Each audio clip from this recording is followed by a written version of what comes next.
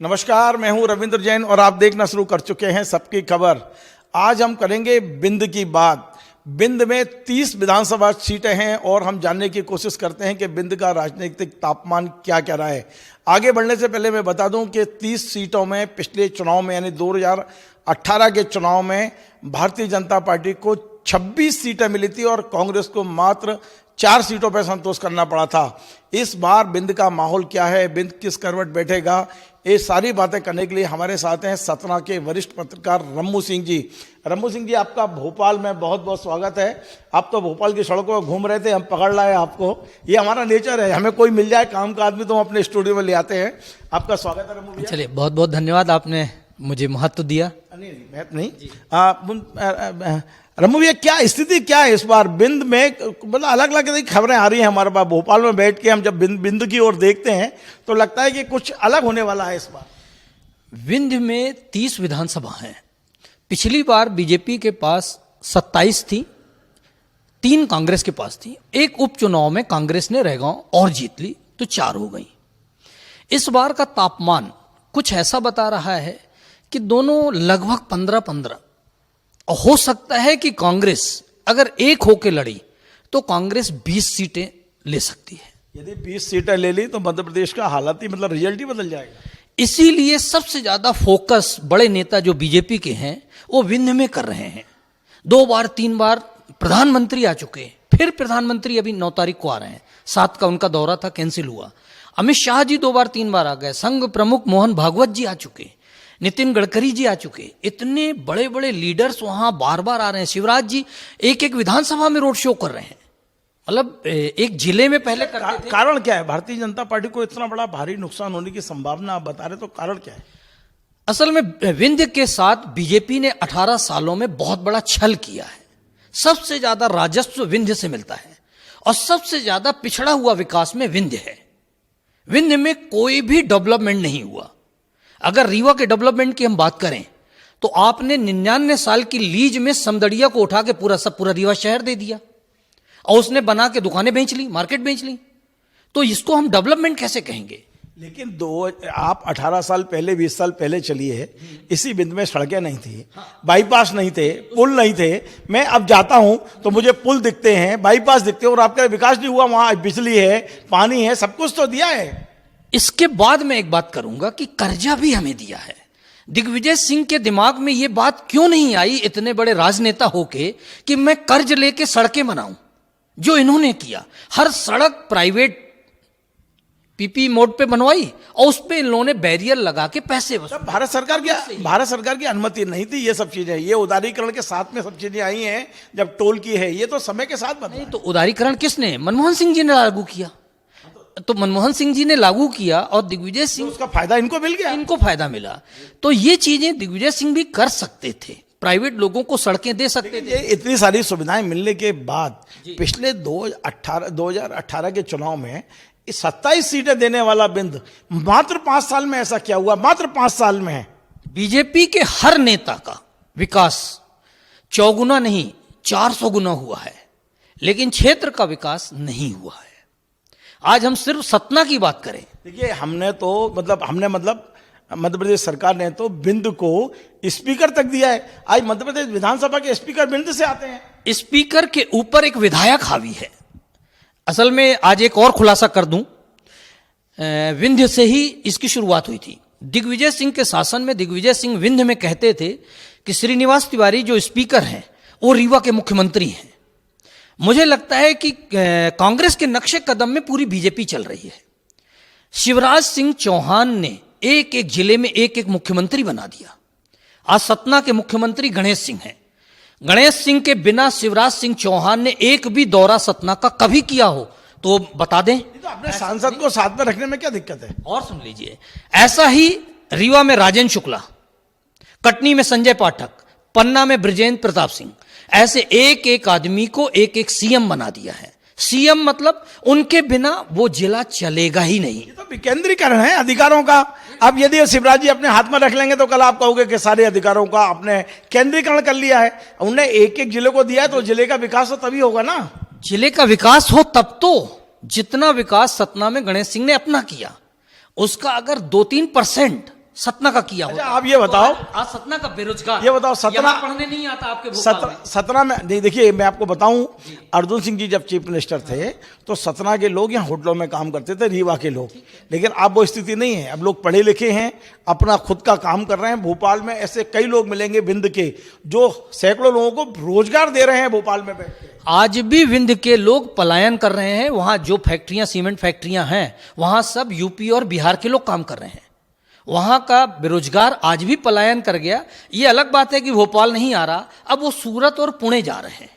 अच्छा, सतना में क्या स्थिति है? सतना में सच बताओ, सतना में इस बार आपको, क्योंकि आप सतना में रहते हैं, एक एक पल की जानकारी है, सतना क्या कह रहा है? अगर हम सतना और मैहर को मिला लें तो अभी तक बीजेपी के पास 4 सीट थी, 3 सीट कांग्रेस के पास थी।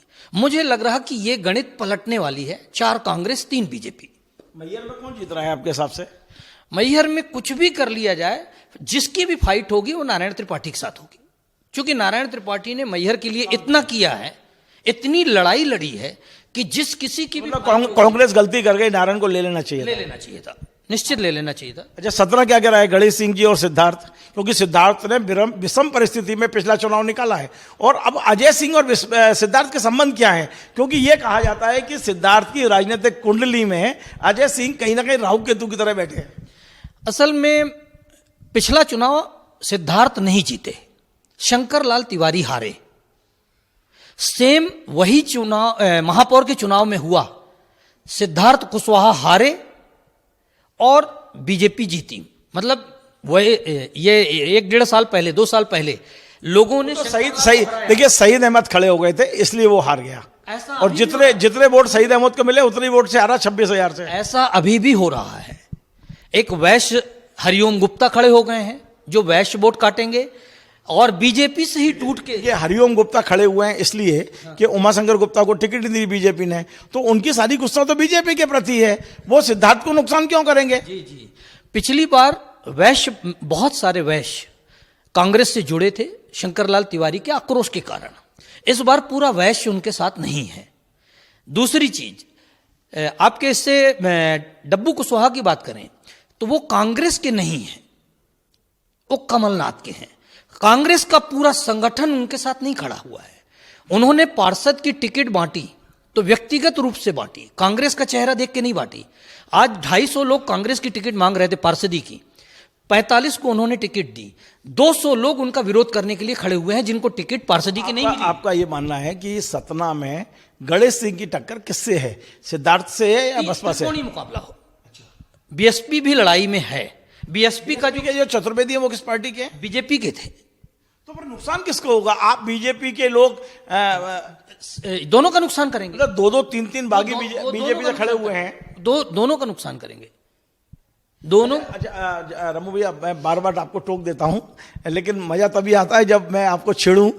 मैं आपको ये कह रहा हूं कि ये जो सिमरिया में बड़ा मेराइकल हुआ, रीवा जिले के सिमरिया में मेराइकल यानी कि चमत्कार हुआ कि अभय मिश्रा जी कांग्रेस में थे, वो 1 महीने पहले बीजेपी में गए, बीजेपी ने उनकी टिकट काट दी, वो दौड़ते हुए वापस आए और कांग्रेस ने फिर गले लगा लिया और टिकट भी दे दिया, सब विरोध करते रहे। ये मेराइकल के बारे में कुछ कहेंगे आप? अभय मिश्रा जब टीआरएस कॉलेज में पढ़ते थे उस समय मैं भी वहीं टीआरएस में पढ़ता था, रीवा में ही। अभय मिश्रा जब शिक्षा के स्तर में थे, पढ़ते थे, उस समय से ही वो बहुत खुराफाती कह लीजिए या उनका दिमाग चतुर थे। वो भांप गए कि बीजेपी टिकट नहीं देगी, वो तुरंत कांग्रेस में पलटी मारते हैं और कांग्रेस उन्हें टिकट दे देती है, उनको मालूम था। तो ये सब गणित है। उन्हें रिजल्ट भी पता होगा। किनको? नहीं, रिजल्ट तो खैर नहीं मालूम, लेकिन नहीं, उनको अभय मिश्रा को जब इतना पता है, रिजल्ट भी पता होगा कि वो जीत रहे हैं कि हार रहे हैं। वो जीत रहे हैं। चमत्कार हो जाएगा सब ये, क्योंकि पूरी कांग्रेस ने इस्तीफे दिए। हाँ, कांग्रेस के इस्तीफे देने के बावजूद वो आदमी जमीन से जुड़ा हुआ है, ठेकेदार है और बहुत सारी चीजें हैं।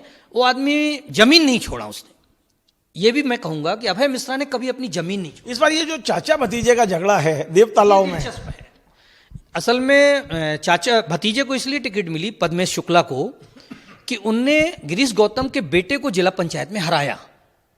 अगर उसका इनाम मिला, कांग्रेस ने तो इनाम दे दिया।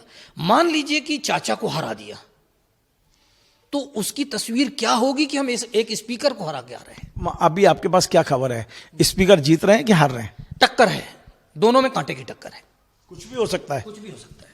अच्छा, रीवा में एक बड़ा नाम है जो मध्य प्रदेश में नहीं पूरे देश में चर्चा में रहता है, वो राजेंद्र शुक्ला। और राजेंद्र शुक्ला ने खुद की टिकट ली है, कई टिकट दिलवाई भी हैं। हाँ। मेरी जानकारी के अनुसार सिमरिया में केपी त्रिपाठी की टिकट कटने से उन्हीं ने रोकी है।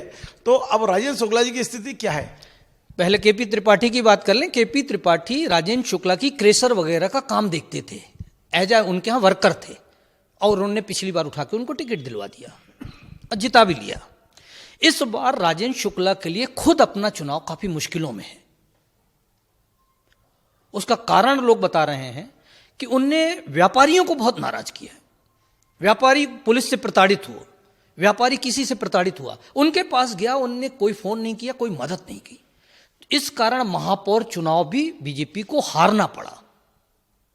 व्यापारी बहुत ज्यादा नाराज है। सिद्धार्थ तिवारी जो इस पूर्व स्पीकर श्रीनिवास तिवारी के पोते हैं, उनने भी एंड टाइम पर दल बदला है, दिल बदल गया है उनका, तो उनकी क्या स्थिति है? कई लोग हैं एमपी में, जैसे अब कैलाश जोशी के बेटे जो जन्मजात संघ से और बीजेपी से मुख्यमंत्री रहे, दिल बदल गए।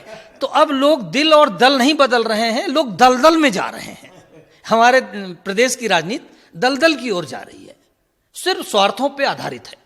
राहुल भैया के पीछे बड़ा षड्यंत्र होता रहा है। हमने देखा पिछली बार जिस तरह से वो होता ना, घेर के बद कर देना, कई तरह के योद्धाओं ने उनको घेर के बद कर दिया था। इस बार राहुल भैया कहाँ खड़े हैं? मैं स्पष्ट कहूंगा कि उनको कई योद्धाओं ने नहीं, उनके अपनों ने भी घेरा और विरोधी तो घेर ही रहे थे।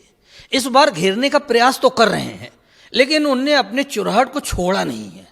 अच्छा, कहीं नहीं जा रहे हैं वो प्रचार करने? कहीं नहीं जा रहे हैं, पूरे विंध्य में भी नहीं निकल रहे? विंध्य में भी नहीं जा रहे हैं। और उन्होंने एक ऐसा जाल बिछा दिया है चुरहट के अंदर कि अगर विरोधी घुसेंगे तो पहले जाल में फंसेंगे, इसके बाद अंदर जा पाएंगे। परिणाम क्या होगा चुरहट का? बहुत अच्छे मतों से जीतेंगे। चलिए, बहुत बहुत धन्यवाद। तो आप थे रम्मू सिंह जी, सतना के वरिष्ठ पत्रकार हैं, बेखौफ बात कहते हैं, लाग लपेट तो बिल्कुल आदत ही नहीं है। आज भी उन्होंने बड़ी स्पष्ट कई बातें हमसे करी हैं, पर आज उन्होंने बिंद के बारे में जो बात कही है वो हमारे लिए चौंकाने वाली है। उनका कहना है कि पिछले 2018 के चुनाव में बिंद में कांग्रेस को सिर्फ 3 सीटें मिली थी, 27 सीटें बीजेपी को मिली थी। लेकिन इस बार बाजी पलट रही है, और पलट नहीं रही है, बहुत ऐसे पलट रही है कि आज की तारीख में 15-15 सीटें भी हो जाएं तो कोई बड़ी बात नहीं है। और यही माहौल रहा तो कांग्रेस 15 से आगे 20 तक भी जा सकती है। निश्चित तौर पे ये जो रम्मू सिंह की जानकारी है वो हमारे लिए तो आशाजनक ही है। अब मतदाताओं का पता नहीं कि क्या मूड है और क्या रिजल्ट आएगा, ये 3 तारीख को ही पता चलेगा। बाकी आपको हमारा ये कार्यक्रम पसंद आए, इसे शेयर करें, लाइक करें, कमेंट करें। और आपसे बार बार निवेदन है, यदि आप फेसबुक पर देख रहे हैं तो इस चैनल को फॉलो करें, और यदि आप यूट्यूब पे देख रहे हैं तो सब्सक्राइब अवश्य करें। धन्यवाद।